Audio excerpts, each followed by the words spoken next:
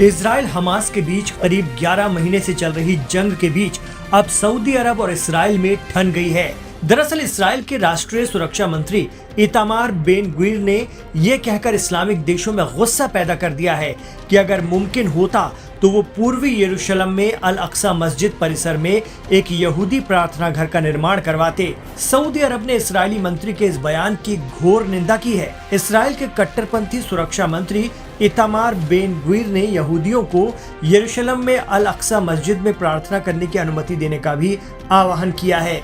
इससे इस्लामिक देशों खासकर सऊदी अरब और इस्राएल के बीच तनाव बढ़ गया है।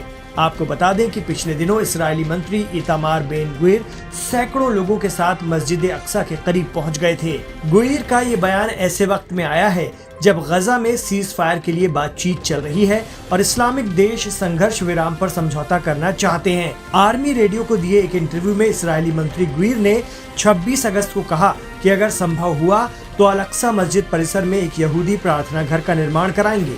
उन्होंने आगे कहा कि अगर मैं कुछ कर सकता तो मैं वहां इस्राएली झंडा लगा देता। जब एक पत्रकार ने बार बार पूछा कि क्या अल अक्सा मस्जिद में यहूदी प्रार्थना घर बनवाएंगे तो उन्होंने जोर देकर कहा हाँ। इस बीच सऊदी अरब ने कहा है कि ऐसे भड़काऊ बयान दुनिया भर के मुसलमानों के खिलाफ चल रहे षड्यंत्र और उकसावे को स्पष्ट रूप से दिखाते हैं।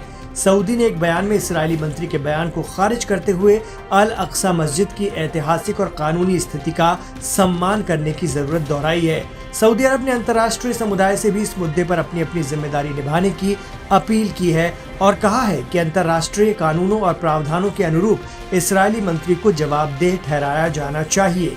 सऊदी अरब की तीखी प्रतिक्रिया के बाद इस्राएल के रक्षा मंत्री ने यह कबूल किया है कि ग्वीर के बयान से मिडिल ईस्ट में एक नए तरह का तनाव पैदा हुआ है।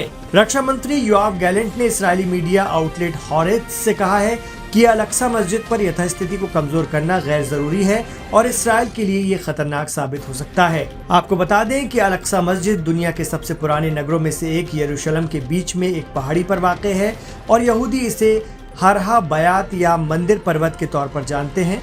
अंतर्राष्ट्रीय स्तर पर मुसलमान इसे बैतुल मुक़द्दस कहते हैं। इससे सिर्फ फिलिस्तीन नहीं बल्कि दुनिया भर में रहने वाले मुसलमानों की धार्मिक आस्था जुड़ी हुई है। अल अक्सा मस्जिद का परिसर 35 एकड़ में फैला है और ये परिसर इस्लाम, ईसाई और यहूदी तीनों धर्मों के लिए बेहद महत्वपूर्ण माना जाता है।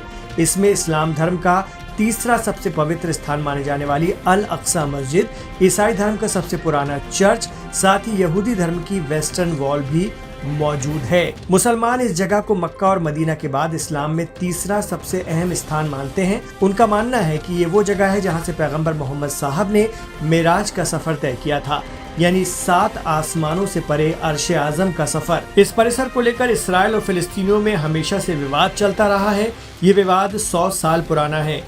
दोनों उस पर अपना अपना दावा ठोकते हैं और अब इस्राएली मंत्री ने उसे और हवा दे दी है।